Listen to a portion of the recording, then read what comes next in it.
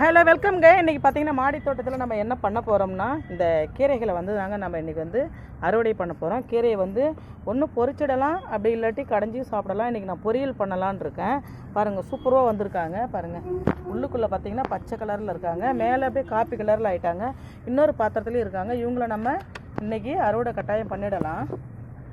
நம்ம அறுவடை பண்ண தாங்க திரும்ப அவங்க வளர்ந்து வந்துக்கிட்டே இருப்பாங்க. அதனால் எந்த ஒரு கீரைகளாக இருந்தாலும், புதினாவாக இருந்தாலும் நம்ம வந்து அறுவடை பண்ணிக்கிட்டே இருக்கணும். பாருங்கள், நம்ம எவ்வளோ கீரை அறுவடை பண்ணியிருக்கோம் பாருங்கள். இன்னும் ஒரு சந்தோஷம் பாருங்கள், ஹாப்பினஸ்ஸாக இருக்குது. பாருங்கள், கூடையில் இருந்த இந்த ஒரே தொட்டியில் இருந்ததை மட்டும் நம்ம அறுவடை பண்ணதுக்கே நமக்கு ஒரு கூடை கிடச்சிருக்காங்க கீரை. இன்னும் பார்த்திங்கன்னா நம்ம வேறு ஒரு பாத்திரத்துலேயும் நம்ம கீரை வச்சுருக்கோம்.